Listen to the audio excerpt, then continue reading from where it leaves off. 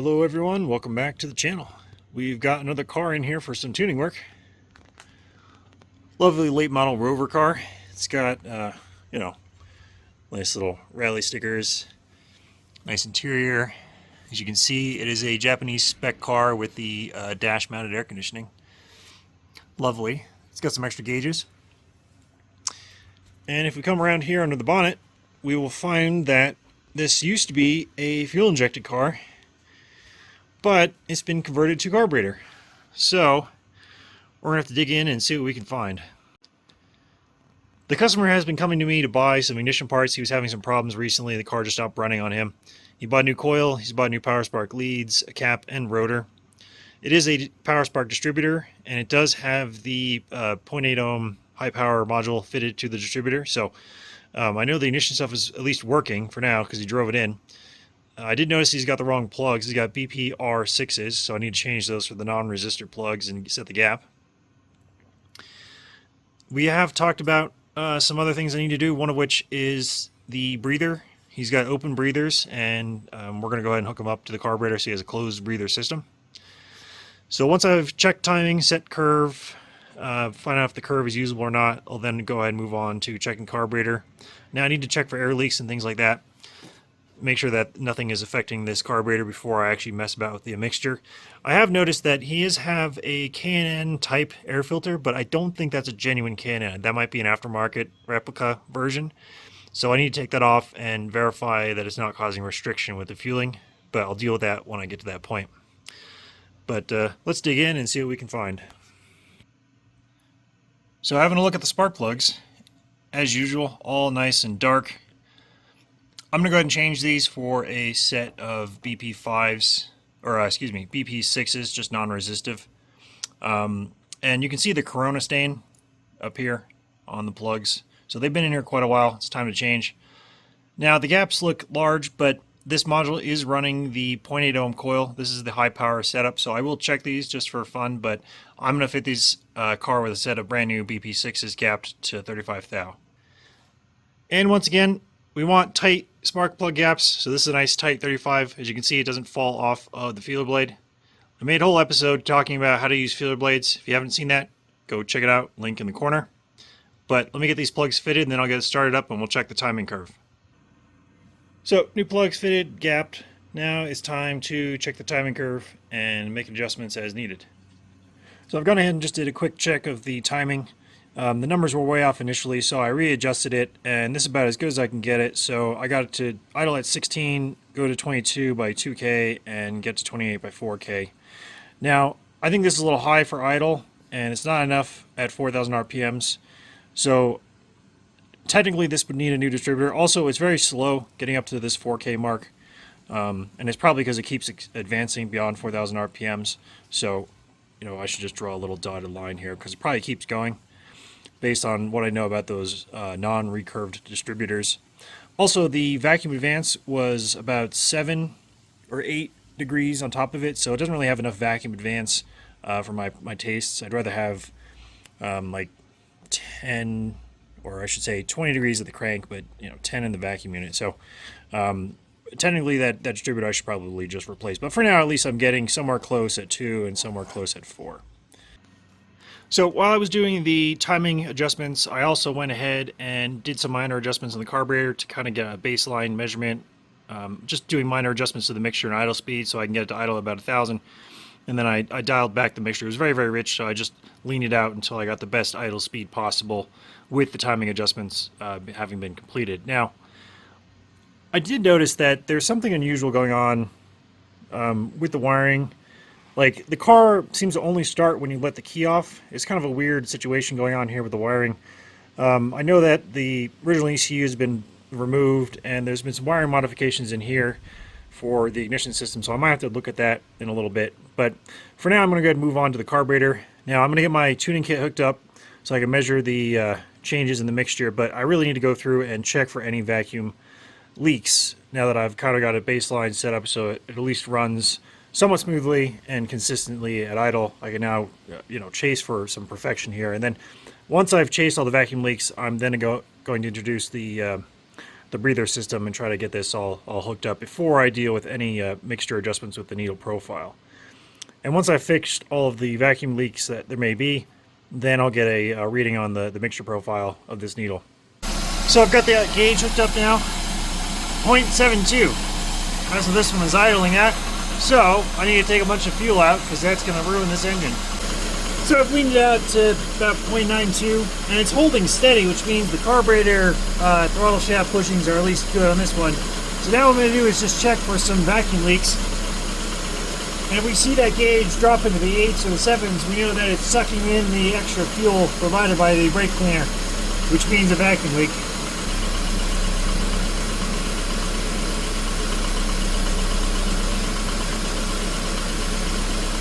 So, the gauge dropping in the 7s, it seems like there must be some leakage along the gasket surface. So I'm going to need to tighten that up and see if we can make it not leak air from there.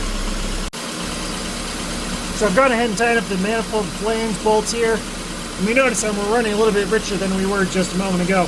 So I'm going to go ahead and lean the carb out and search for more vacuum leaks. Every time we fix a vacuum leak, it's going to read richer because it means that it's not getting the excess air from whatever it is that that location was leaking into. So I'm going to bring it back into the high 9s.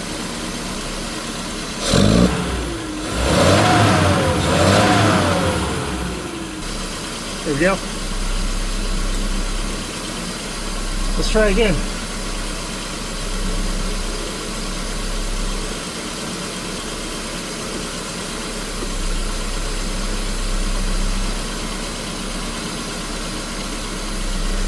Seems okay.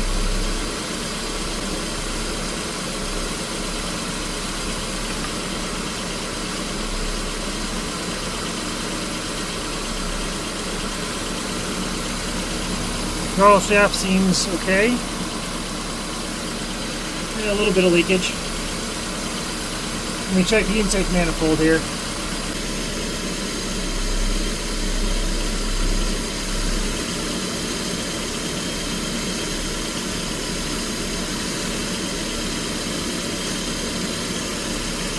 Okay, the manifold seems okay.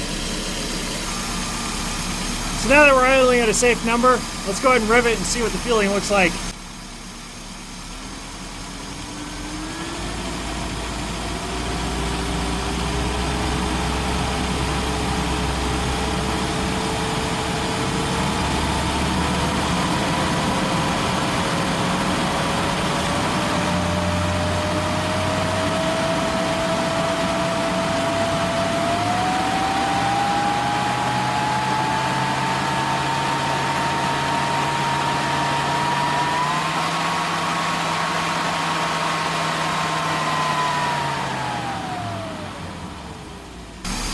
So it was a little lean above 4, and that's pretty much all I saw. Let me check the snap throttle tip-in response.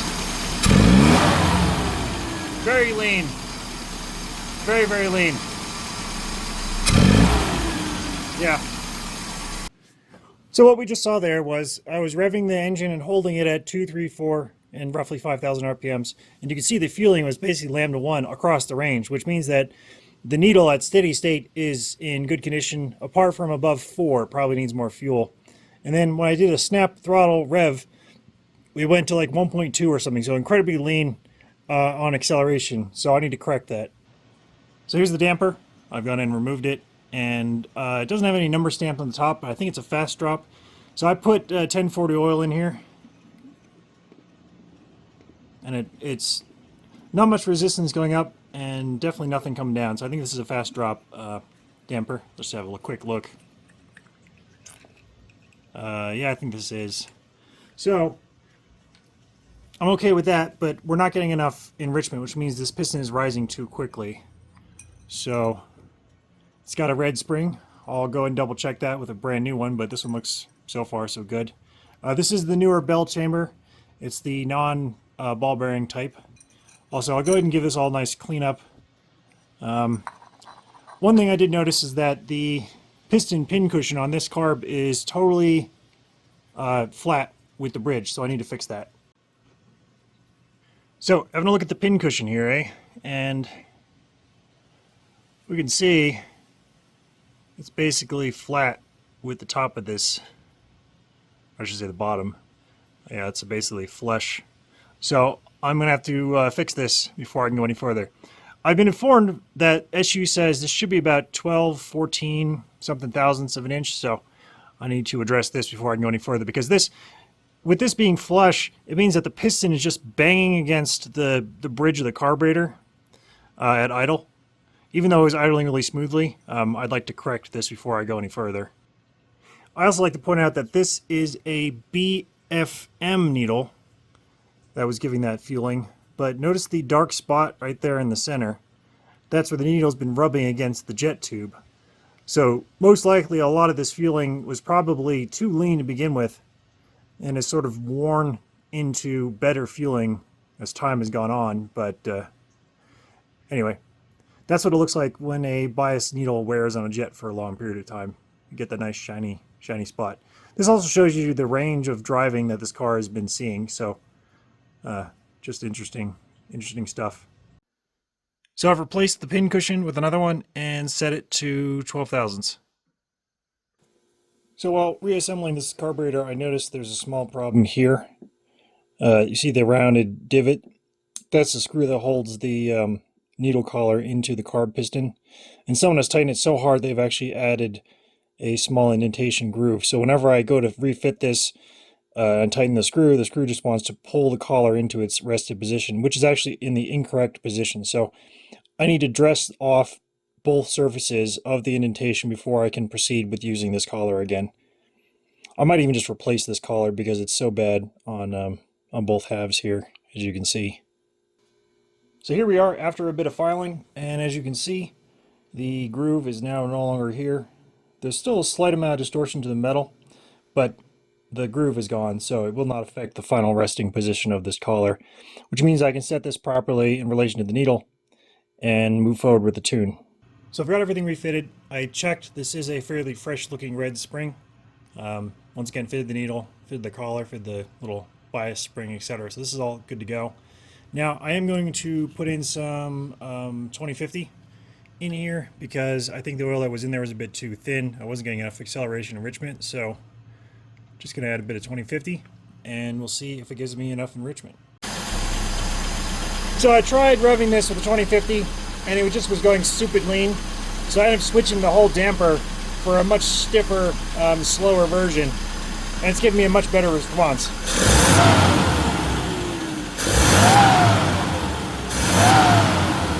So it's sounding a lot better.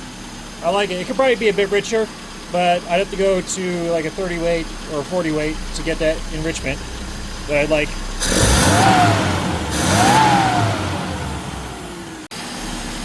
So I've just checked the fueling. I'm pretty happy with the fueling. Now it's time to check the air filter. And again, I'm suspicious of this being a non-genuine K&N. So we'll see if there's any choking effect that happens. Now, it's about lambda 1 between 4 and 5. So if it's anything richer than that, I'll know that this filter is having a problem. If not, I'll leave it alone. So with the filter fitted, I am getting a slight restriction, but it seems to only be affecting the snap throttle because it didn't really seem to affect much of the RPM range. I just checked it. But anyway, this is what snap throttle looks like. But that's a bit richer than it was without the air filter housing on it. So this is a slight restriction, but it seems to be working okay otherwise. So I think I'm just going to leave it alone. So the tune's all finished up. In the end, I need to change the damper fluid down to an ATF because it was just too thick with the 1040 that I had in it. So ATF's giving good acceleration enrichment. So what I'm going to do is I'm going to take it out for a test drive, and then I'll bring it back in, we'll check some plugs, see what the colors look like, and that'll pretty much be it.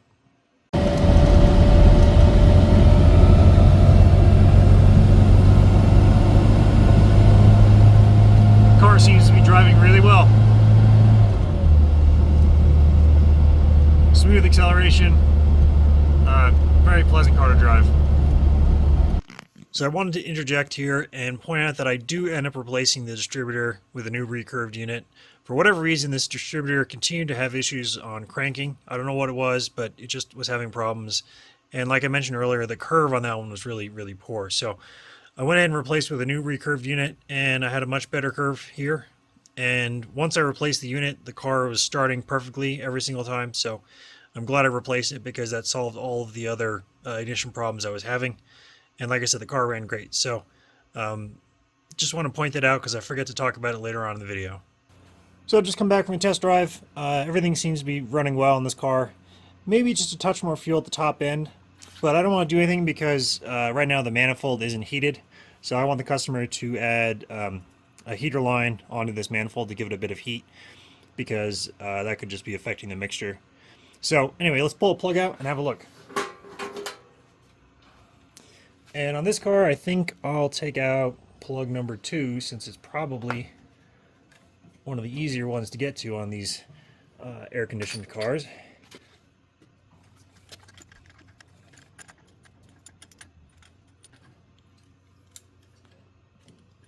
Oh, so tight. Come on. Here we go. And there you go. Looks pretty clean. Maybe I could add a little bit more timing, but overall I'm really pleased with the way that looks. That's incredibly clean and nice. Now, I was able to drive it a little bit hard on the route I have. There's some steep inclines and whatnot, so I was able to get pretty aggressive on a couple places with this drive. So this represents fairly hard driving, but I think it looks great. So the fueling looks good to me, so I'm going to go ahead and leave it there. So, like always, if you guys have had a tune recently, check your plugs because they should be look nice and clean. Otherwise, something's wrong with the tune. So anyway, thanks for watching. I'll see you guys in the next episode.